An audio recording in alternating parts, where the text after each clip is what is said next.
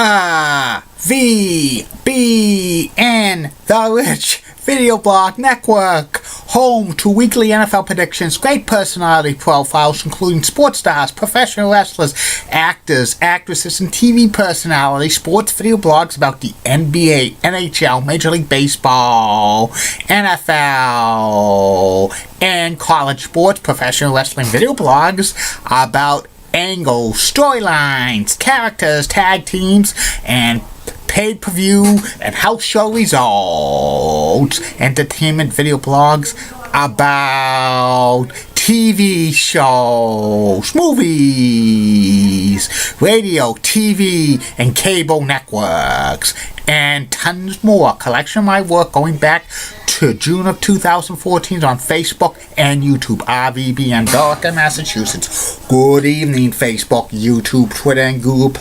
This is Rich again, back with your third and final video blog subject of the night for Tuesday, December 27th, 2016, around 7:29 in the evening in Dorca, Massachusetts, 42 degrees. So the temperatures are going down, so there could be scattered black ice tomorrow morning, what has not dried up from the rain this morning and early this afternoon, so be careful tomorrow morning. And tomorrow afternoon, average day, about 38-39 degrees. Thursday, interesting. It's going to be clear and dry in the morning, but in the afternoon, most of eastern Massachusetts starts as rain, but a transition to snow. Central Massachusetts, Berkshires, Green Mountains, White Mountains, Maine could get slammed between the of 6 to a foot or more of snow. It's New England. Wait 1 minute and the weather changes. Some news to report on the RVBN Newswire. Actor and rapper Ice Cube is considering forming a 3-on-3 pro basketball league, but this 3-on-3 pro basketball league is going to be for retired NBA players. It's probably just a gimmick just to get some interest. And LA Clippers players DeAndre Jordan and Chris Paul were in a car accident. Hopefully they're okay. And sad news to report in the world of entertainment. Cartoonist Don Duck Edwin passed away at the age of 82. He was a longtime cartoonist for Mad Magazine, and Tony Award-winning actor George S. Irvine passed away at the age of 93. So prayers to their family in this time of need. That's about it on news from the RVBN Newswire. Be back in a flash with my third and final video blog of the night. Keep calm, everybody. I'm a Julie Button guy. Julie is News 6, Orlando, Florida. She's so nice. She's got the best legs in Orlando, Florida. I'm back. My third and final video blog subject of the night is about the review of the Madison Square Garden house show card for the WWE on January 23rd, 1984. This is when hulkamania was born in the WWE. Hulk Hogan beat the Iron Sheik for the WWE Championship and had a 4-year reign as champion. And here are the results. The card aired on the MSG Network in New York, called by Guerrero Monsoon and Pat Patterson, and Mean Gene Okerlund did the pre-taped interviews. This was for the first appearance by Mean Gene Okerlund at Madison Square Garden. The first match was 5-time WWE Tag Team Champion Tony Garea facing off against Jose Luis Rivera. Both were faces, and this was a rare face-to-face match. Plus, both of these faces were kind of lower mid-card. Basically, they were kind of jobbers to the stars, to the heels, and this was a decent match. Tony Garea beats Jose Luis Rivera in about 6.5 minutes when he reversed a flying body cross for the 1-2-3, rare win by Tony Garea in this era. The next match was the Invaders, Invader number 1 and the Invader number 2. One of the Invaders was Jose Gonzalez, and they faced off against Mr. Fuji and Tiger Chun-Li. This was a competitive back and forth matchup, and it went the full 20 minutes. But actually it went 20 and a half minutes in real time, and they rang the bell, so it went a little bit over. The next match was the Masked Superstar facing off against Chief Jay Strongbow. This was like a back and forth match. The Masked Superstar wins when he clotheslines Chief Jay Strongbow. Strongbow was the elder statesman on the WWE roster at this time, and he was doing a lot of jobs. That means he was getting pinned quite consistently just to put over newer heels and other heels, but the Masked Superstar was basically on his way out of the WWE at this point. The next match was Sergeant Slaughter facing off against Polish Power Ivan Putski. And this match was, a competitive match. It went about 11 minutes. Ending of this match had both Sergeant Slaughter and Ivan Putski fight outside the ring. Putski throws Slaughter back in the ring, but the referee was counting, and when Putski went back out, he was counted out of the ring, but he attacked Slaughter afterwards.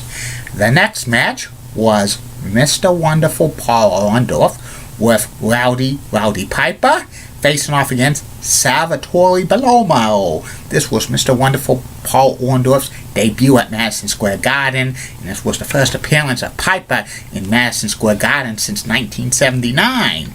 And this match between Mr. Wonderful Paul Orndorff and Salvatore Bellomo was a very awesome match. It was like a competitive match, back and forth action. Bellomo got near falls, but in the end, Mr. Wonderful Paul Orndorff gave a power slam and finished Salvatore Bellomo with a pile driver. Salvatore Bellomo in this time period was like a lower card face, and he would win TV matches against the mainly jobbers. But when he faced off against the heels, he would put up great competitive match, but in the end he would always lose. He was basically a jobber to the stars. The next match was for the Intercontinental Championship. It was the magnificent Don Muraco with Captain Lou Albano in his corner, facing off against Tito Santana. And this was a 16-minute match. It was an awesome match. Tito Santana was being pushed as the #1 contender for the WWE Intercontinental Championship at this time. The ending had both wrestlers fight in the ropes and stuff. Both of them pushed the referee. Referee called for the match. He disqualified both wrestlers, and the magnificent Muraco retains the Intercontinental Championship because titles don't change hands on disqualifications. The next match was a 2 out of 3 fall midget match. It was the Haiti Kid and Tiger Jackson. Tiger Jackson eventually became Dink the Clown in the early 1990s. He was a sidekick for Doink, facing off against Dana Carpenter and Pancho Boy. And the midget matches are all comedy. First fall went to Tiger Jackson and the Haiti Kid when Tiger Jackson beat Pancho Boy with the a flying crossbody press, and then, which was about 6 minutes. Then the second fall was only about 2 minutes when the Haiti Kid pinned Dana Carpenter after the referee was out of position. He didn't know it was going to be a quick second fall, and plus the midgets did the comedy act with the referee and stuff. That was just for laughs and stuff. The midgets were like kind of an attraction just to have a comic relief from the other action. And then the next match was the main event. It was for the WWE World Championship. It was the Iron Sheik, reigning WWE Champion, with the Ayatollah, Classy Freddie Blassie, facing off against the incredible Hulk Hogan, who came to the ring with the Eye of the Tiger theme music from Rocky III by Survivor. When it's now on the WWE Network, that's dubbed over by Real American because Vince McMahon does not want to pay a royalty fee to the record company to Survivor. And this was an awesome match. Hulk Hogan got out of the camel clutch by the Iron Sheik, and then he got the momentum and then gave the big boot. He hulked up like usual, and then giving the big boot and the leg drop, and Hulk Hogan pinned the Iron Sheik for 1, 2, 3, and Hulk Hogan becomes the new WWE champion. Madison Square Garden erupts like crazy at the beginning of the match. Hulk Hogan walked by Vince McMahon Sr., and Vince McMahon Sr. held the curtain for him. That was one of Vince McMahon Sr.'s last acts as owner of the WWE, because a short time later he was diagnosed with pancreatic cancer and he passed away in May of 1984. And they had an interview afterwards with Mean Gene Okerlund, and they had all the faces: Ivan Putski, Rocky Johnson, Andre the Giant, congratulating Hulk Hogan on his victory. The next match, it was Superfly Jimmy Snuka facing off against Rene Goulet, substituting for Iron Mike Sharp, who did not make the card. Maybe he was under the weather that day. And this was basically a 6-minute match. Snuka wins by the Superfly Splash. 1, 2, 3. Snuka was still over with the crowd. He was still probably the number 2 babyface in the WWE at this time. And then the final match, what is, the de facto main event, even though the main event was Hulk Hogan versus the Iron Sheik, this was like the finisher. So the de facto main event, which was Andre the Giant and WWE Tag Team Champions Tony Atlas and Rocky Johnson facing off against the Wild Samoans, Arthur Sika and Samula. And this was basically a 5.5-minute match. Ending had Andre the Giant pin Samula with the big foot, and then the sit-down splash. 1, 2, 3, and the crowd goes home happy. And another terrific Madison Square Garden house show, what you would have seen typically on a Madison Square Garden house show in this time period. Very significant about Hulk Hogan starting hulkamania in this time period. And this was kind of like a solid house show for Madison Square Garden. I give it an A+. And that's about it on that. I'll be back tomorrow, Facebook, YouTube, Twitter, and Google+, with 3 more video blogs coming to you. First video blog will be about my personality profile. Tomorrow's personality profile will be about the late, great Terry Sawchuk, goaltender. Second video blog will be about Week 17 NFL predictions.